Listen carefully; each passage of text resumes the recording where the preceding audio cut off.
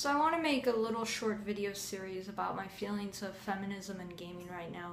This one is tackling a lot of the issues covered by Feminist Frequency. I'm going to try to explain Anita Sarkeesian's point of view really briefly in this video, just so we're all on the same page, and then I'm going to go into my opinion of those opinions. And I feel just there's this circular logic problem that you kind of can't escape, and it's like a vortex, and it creates this no-win situation. So from Anita Sarkeesian's perspective, if you've watched the Feminist Frequency series and read her thesis on women in media, basically she holds the opinion that there are certain traits which are inherently male and certain traits that are inherently female. There's nothing wrong with considering that, because there's this thing in nature environment called sexual dimorphism, meaning if you look at birds or if you look at animals or whatnot, plants you really can't tell, but most vertebrate things you can see that there is a distinctive difference between the genders, partially because they have different gender roles, partially because biologically they're different. So it's not surprising that human beings might have feminine or masculine traits. It's not a huge jump. That's absolutely fine. But where it all sort of goes in a weird direction for me is that she started her series on women in video games, female tropes in video games, with the concept of damsels in distress, women who need to be rescued, who need to be saved from a situation. And she argues that this turns women into an object, that now they are a goalpost or a flag being thrown around the battlefield by two dudes. You could use Zelda as an example of this, maybe. The Legend of Zelda series. I would argue there's a lot more factors going on, but from Anita's perspective, Ganon and Link are fighting over a flag named Zelda as she gets kidnapped and freed and kidnapped over and over again. That is her perspective on that game.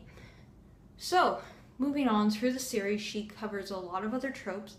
Some of them have been covered in other media about other things. One of them, a famous one, is women in refrigerators, referring to a concept that's shown up in comic books a lot.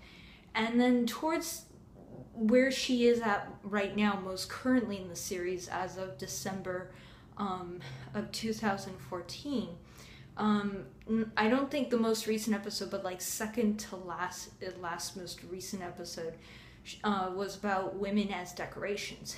And again, she's talking about how women do not express enough agency in games. But then the video ends basically stating, and I'm not stating this, I'm not quoting her verbatim, you can look back on the video, but she basically says that women cannot have any kind of a health meter which will allow them to take damage. If a figure, which is made of pixels and polygons and all that kind of stuff, represents a female body and it's able to take damage, then that is a form of violence against women, and that is not allowable. She literally says if you have a health meter, and if you can lose health by getting hit or whatever, she's not very clear on the circumstances where it would be okay to take damage or not. She doesn't make it clear if it's not okay to be hit, but it's okay to fall off a cliff and to take damage from fall damage. She doesn't make that distinction as far as I remember. And so she basically creates the circular logic argument of women are not participatory enough in video games, but women cannot take damage. And where the logic does not make sense on this from a gaming perspective is that if you want a female character to be absolutely as interactable and as equal to its male counterparts as possible, it probably should have a health meter in a game where, say, it's open world and everyone has a health meter. If you had a game where there were a bunch of men and a bunch of women walking around in an open environment and only the men could receive damage and the women would not, that would really break the sense of immersion. There was a game that was criticized for this a little while ago called Skyrim. In Skyrim, initially everyone could receive damage if you attack them. And then they decided before launch that they were going to take the health bars away from the child characters. You cannot harm the child models, you cannot kill them. And if you try to hit them, there are definite scripted consequences. This happened because the game creators were concerned about people reacting to the idea that you could theoretically, if you wanted to, kill a child. So, getting back to Anita, she's saying women should be the children of Skyrim, that there should be no female represented in a video game that can take damage. So they're going to have a part of their interactivity taken away.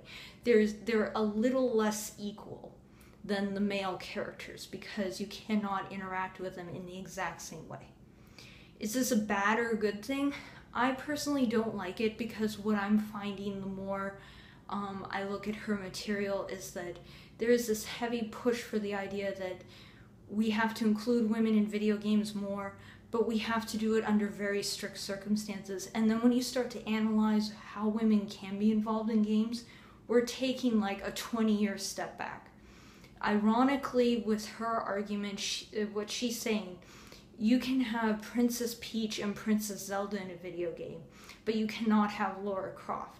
Lara Croft cannot exist, and Bayonetta cannot exist because they can take damage and because they're wearing clothing that Anita Sarkeesian does not approve of. And what bothers me with a lot of this is that you start to put constraints on creativity, and when you start to put constraints on it, what's going to happen is the industry is going to play it safe. If you say women cannot take damage in video games, the next Grand Theft Auto is not going to have any female representation. There are going to be no female models in the entire game. There might be a female model that shows up in a cutscene and she is a character, but you never actually can like speak to her or interact with her directly. She will show up in a scripted environment, say her scripted line either out loud via voice actors or just in text form, and then will disappear or go into a space in the game where you can't interact with her in the same way you can interact with other figures. That's what's going to happen. And then what's going to happen is then everyone's going to yell censorship, patriarchy, and all that kind of stuff. I feel like I'm being told to go back to the kitchen, but that I should feel really frustrated and oppressed that I am now in the kitchen again. I want to be a female character in a video game who is on equal standing with all other characters. If I shoot somebody, they should be able to have the ability to deal damage back in my direction. If you are promoting an idea in the future where female figures can hurt other characters, but they cannot in any way then get hurt themselves, that is a very bizarre, twisted environment. And especially basing it on gender or sex, which is something you cannot control. We, when we are conceived, are randomly assigned male, female, or sometimes other. And we cannot do anything about that. That's a lot of people will say this is extreme, but that's almost going back to judging people on the pigment of their skin. Really, think about that. Judging somebody on the basis of things they had no control over. Really, think about that. That's we look at that and we scream racism and we say that's unacceptable whatsoever. That's just no. And then here, somebody is saying that even though we're talking about video games, we're talking about a very first world kind of a conceptual, intellectual issue. This doesn't affect the real world, but to say that women should be represented in games in a way where they can't get hurt, where they never deal with the consequences that male figures can, I feel like that's something weird. That is sexism. That's sexism. When you're treating the sexes differently, that's a form of sexism. So I'm gonna wrap up this little rant here, but the bottom line is that's my opinion. I have nothing against Anita personally. I have never met her. I'm sure she's a charming person in real life. All of my issues have to deal with her body of work. And I'm getting very tired of people equating people not liking each other's body of work as not liking the person personally. Never met her. I have nothing against her. I just don't agree with what she says. And what I don't like is there is a perception that if you don't agree with that particular person, then you are a hateful human being. And I want to make it very clear, I don't agree, but I don't dislike. Okay? All right. I'd love to hear your opinions below. I am going to make another video soon on sort of another aspect, but I'm going to try to sprinkle these. I do not want to make like one giant clump of these posts on my channel because I want to make sure that this channel doesn't become a whiny blog. This is a channel where I want to express a lot of different things.